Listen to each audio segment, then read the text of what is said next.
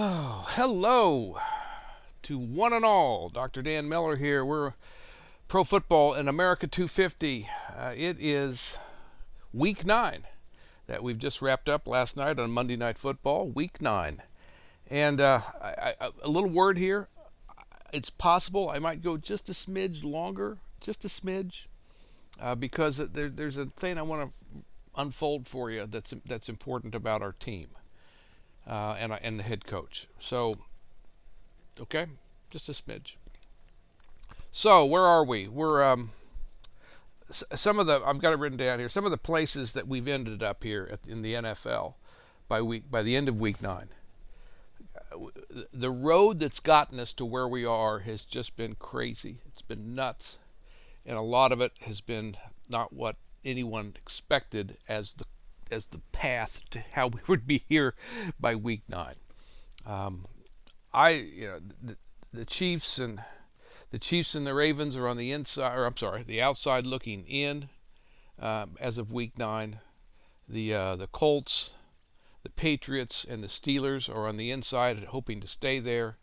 And we could go on and on. It's just been a crazy route to where we are now, including specifically this past weekend with some just insane upsets and scores for that matter. So the point I want to make on week 9 as we wrap week 9 is, the season really breaks down into 3 sub-seasons: September, October, November, December, and then January, February. One thing I think we've seen this week, as we've literally started the first game of the second sub-season, is that the defenses are now really important. The defenses are starting to hit their stride. The good teams that have good defenses are going to be very, very powerful as we proceed through this November-December phase. They're going to set themselves up for tremendous success by the time we put a wrap on the calendar year and head into the playoffs. The defenses are coming together here by the close of week 9, and we're shaking out who's really good defensively and who's not, and those that are really good are going to be hard to stop.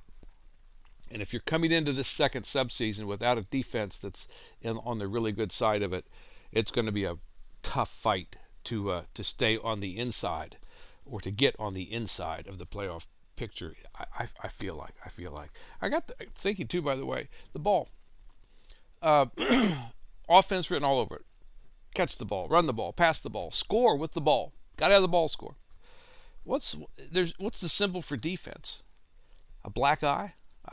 There's no symbol for defense like the ball is, not only for the game itself, the sport itself, but for the offensive side of that equation. So there's no similarity for some defensive symbol. Just kind of randomly struck me today as I was thinking about the importance of defense as we start subseason 2 for November, December. Okay, that's what week 9 is from the NFL. What about the America 250? 250 years ago right now for our team, the Continentals, head coach George Washington. The front office is the Continental Congress in Philadelphia.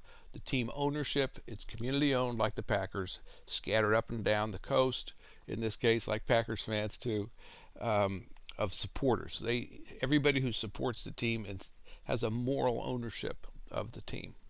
A stock in trade, if you will. So, where are we week 9 with the Continentals and head coach George Washington? We're still learning what we do best, what we do well, what we're good at. We're still learning that. Status quo outside of Boston, we've got them surrounded. The other team is surrounded inside of Boston, the British Redcoats. We're not good enough, effective enough to take them on, but we're trying to get better. We do have, remember, our 2 forces out headed toward Canada, military invasion forces led by Richard Montgomery and Benedict Arnold. We do have some aggressive action going on out there. We can go on offense out there. But I got a feeling you ever had a great idea in September and a not so great idea in November? that's what this is. This feels like a great September idea. But now we're into the first week of November, and it's getting colder and colder and colder, and it's Canada after all. That's where they're headed, through the wilderness. Frigid, ice, chilled, food low, clothes ripped, morale is up and down, trending down, and so that's our offensive action out there now. The head coach doesn't know it real time, but he's smart. He knows what cold means. So great idea in September. I'm not so sure he wakes up every day right now in week 9 and thinks, okay, that's a great thing we got going on out there. I think at the best he's hopeful. At this point he's hopeful, but that's the best of it. Now, but what is he? What is he, and who are we? We've talked about two adversaries, or an adversary and an obstacle, right? The adversary is the opposing team, the Redcoats. So that's the adversary. The obstacle is kind of the onset of winter, both in the Boston area and then wherever else Continental troops are trying to perform. So we're trying to keep the team together as the weather gets bad. We're trying to have the team stay together and get better while the weather gets bad. So that's where we are. But now there's a third thing that's happened as of week 9. And I really think this is so important for you, and it's why I'm going to bleed a little long, perhaps. We've got a legend in the making. Right now, as we sit here, as the hours tick by, as the days tick by, as the weeks go by to the 9th week, a legend is in the making. And it's the head coach. The head coach has become the talk of the town, of the broader communities, the talk of the entire population that's supporting this team. That right now they're kind of starting to screw down to one figure, which is the head coach. And they're saying he's the greatest thing ever. I got a letter written 250 years ago this week. A letter written by a guy who's bright as heck. And he literally says that a guy like our head coach comes along once every 400 years.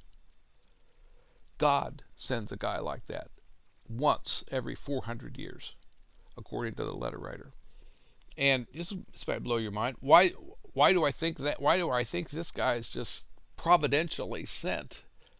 The answer to our prayers is because he's clearly excellent at the government of the army. That's his phrase, the government of the army. Not the battles, not the strategy, not the this or the that, the government of the army. He's great at it. And he makes everybody, all the other European heads of state, look like his valet.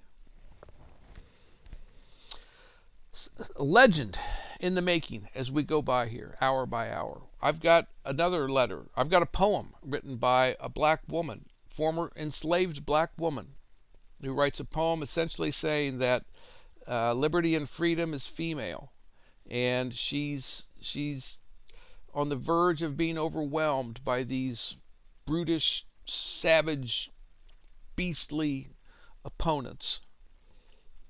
But lo and behold, God in Providence has sent us a Savior, and his name is Washington. She writes that name in all capitals in her poem. The poem's called Columbia. That's the female liberty.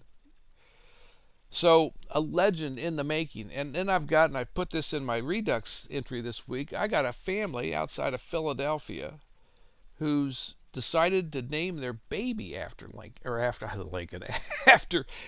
Washington. And we could go on and on about this stuff. So about this legend making. So I guess that's good. What else are you going to do? I guess that's good. But here's a problem for the head coach. And then this is for you coaches, players, fans, and owners out there. Here's a problem. If you're head coach George Washington, I've got my adversary, the Redcoat team. I've got my huge obstacle, which is winter's coming. I'm trying to keep everybody together. And now I've got everybody telling me I'm a legend. I don't know, what category would you put that in? Would you create a new category, a third category? I just gave you the two, the The adversary, the obstacle. Is this the third category? I'm almost tempted to put it in the obstacle category, maybe even the adversary category. What if Washington starts believing that? What just little by little, bit by bit, that those accolades start to seep into who he thinks he is? Man, this could get out of hand in a hurry in a way you don't want. If you're the people trying to win this game ultimately. So that's where we are in week 9. We've got this hero, legend, myth already forming in the mist and in the ice of an oncoming winter, and its name is Washington. I hope he doesn't start to believe it himself, because it's going to be a destructive thing if he does. I'm Dan Miller, Historical Solutions LLC. You've been week 9 on pro football and America 250.